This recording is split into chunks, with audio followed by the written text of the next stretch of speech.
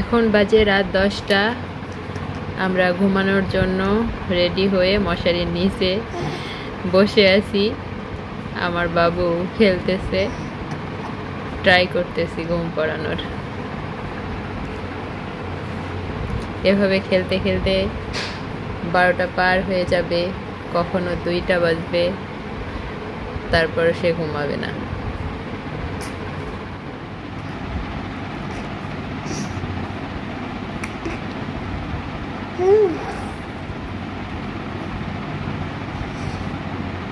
আরও একটি নতুন দিনে আপনাদেরকে স্বাগত জানাই। ভাত রান্না করলাম, ডিম সিদ্ধ করলাম, আলু ভর্তা বানাবো, আর এখানে বাদাম ভেজে নিলাম।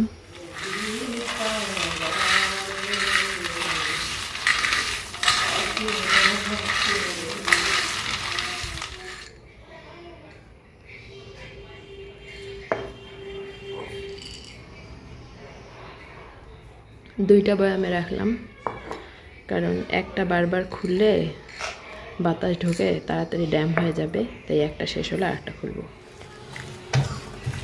আলুর ভর্তা করে নিলাম, শেষে পেঁয়াজ সরিষার তেল দিলাম। এখন শুধু তুলে নেব।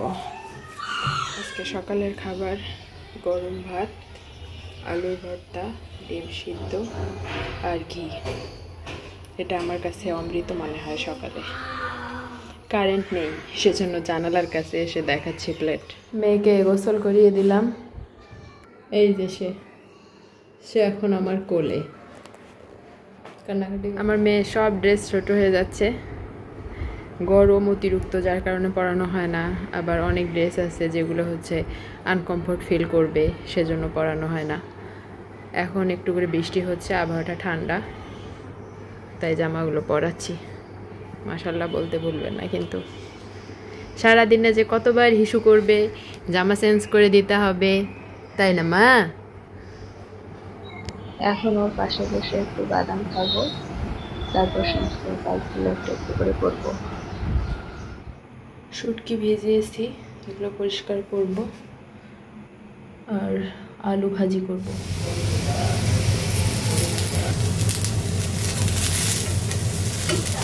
এই আলু ভাজিটা ডালের সঙ্গে খেতে খুব ভালো লাগে। আমার ডাল আছে, সেজন্য করলাম।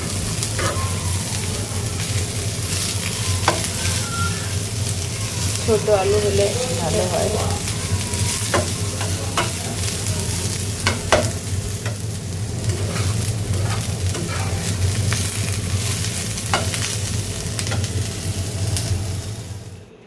আলু ভাজি করে রাখলাম।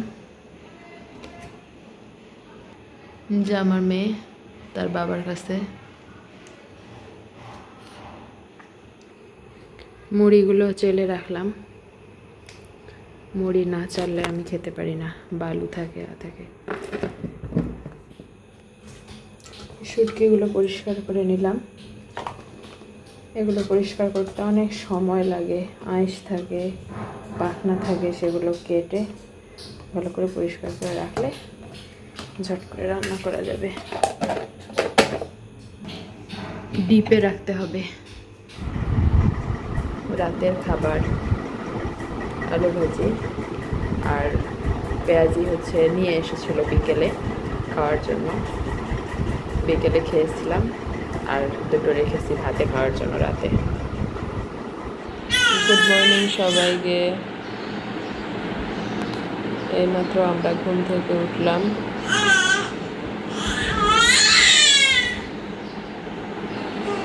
অনেকদিন পর আজকে এত সুন্দর রোদ উঠেছে। আমি তাড়াতাড়ি করে কাপড়গুলো ধুয়ে শুকোতে দিলাম। আমার হাজব্যান্ডের জুতাগুলো ধুয়ে শুকাতে দিলাম, মানে ভালো করে মুছে আর কি, ভেজা কাপড় দিয়ে। কাপড়গুলো রোদে শুকোলে খুব সুন্দর ঘ্রাণ হয়।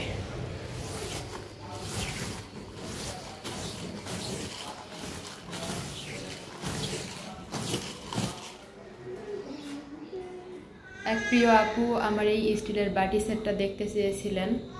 এটা মূলত 5 পিসের একটা সেট, তরকারি আছে একটাতে ফ্রিজে, সেজন্য চারটাই দেখিয়ে দিচ্ছি। আমি মূলত এই বাটিগুলো কিনেছিলাম ফ্রিজে খাবার রাখার কাজে ব্যবহার করব, সেজন্য আমি যেহেতু একটু বেশি করে রান্না করে ফ্রিজে রেখে দেই সেজন্য, আর ঢাকনা থাকাতে ঢেকে রাখতে পারি। অন্যান্য সিরামিক বলেন মেলামাইন বলেন কোনো বাটিতে রাখলে সেগুলোতে কি ঢাকনা দেব সেটা নিয়ে চিন্তা করা লাগে। আর এগুলো অনেক ভালো মানের স্টিল, অনেক হেভি। ওরা তো বলেছিল, দোকানদার বলেছিল আর কি, যে রান্নাও করতে পারবো এগুলোতে, ইলেকট্রিক চুলা বা গ্যাসে রান্না করতে পারবো। কিন্তু আমি কখনো রান্না করিনি, আমি শুধু খাবার রাখি ফ্রিজে। হয়তো রান্না করা যাবে, অনেক ভারী আছে স্টিলগুলো। আর উনি দামও জানতে চেয়েছিলেন। এগুলো আমি পাইকারি দোকান থেকে নিয়েছি, 1200 টাকা নিয়েছে 5 পিস। খুচরা কিনলে হয়তো বা একটু আপনাদের বেশি দাম দিয়ে কিনতে হবে, এই আর কি। যেটা সবচেয়ে বড় বাটি সেটা অনেক বড়, বড়টা আমি বেশি ব্যবহার করি না, ছোটোগুলোই আমার সব সময় ব্যবহার করা হয়। 5টা বাটি, একটাতে ফ্রিজে খাবার রেখেছি। এই ধরনের একটা বাটি সেট অনেক কাজে লাগে আসলে। একটু বাজারে যাচ্ছি, আমার মেয়ের জন্য কিছু প্যান্ট কিনবো, আর হালকা পাতলা কিছু কেনাকাটা আছে।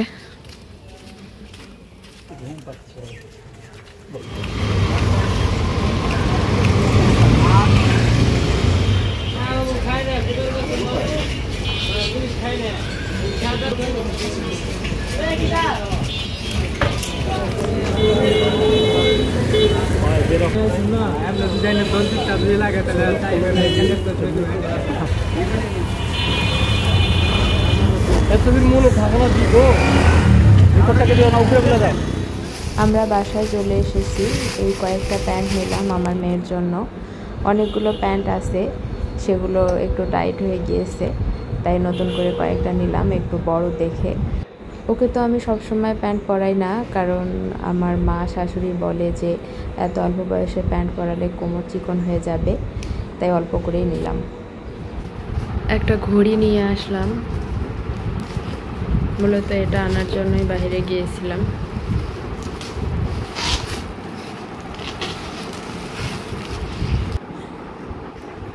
এই হচ্ছে ঘড়িটা,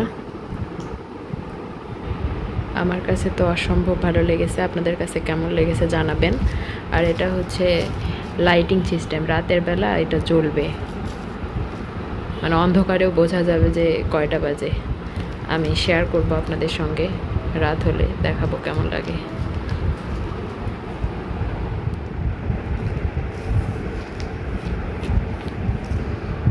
ব্যাক সাইডটা এরকম, আর ঘড়িটা আরএফএল-এর।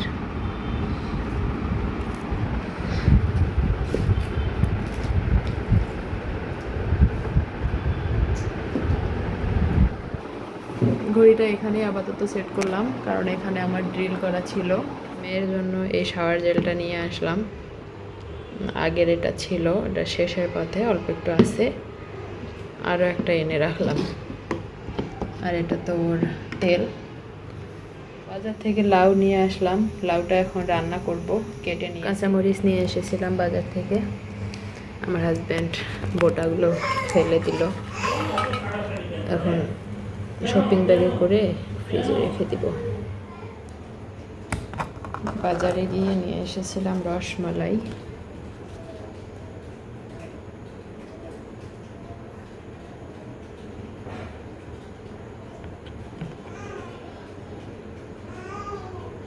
রসমালাই আমার পছন্দের একটা জিনিস।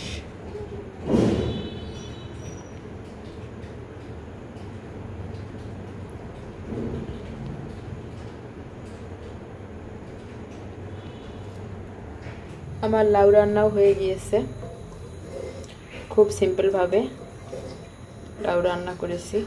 প্রেসার কুকারে রান্না করলাম, 10 মিনিটেই রান্না শেষ। মাছ আছে ফ্রিজে, মাছ আর লাউ দিয়ে আজকে খাওয়া হবে। শুটকি রান্না করব, প্রথমে মশলাগুলো কষিয়ে নিচ্ছি। শুটকি আমার আগে থেকেই পরিষ্কার করে রাখা ছিল।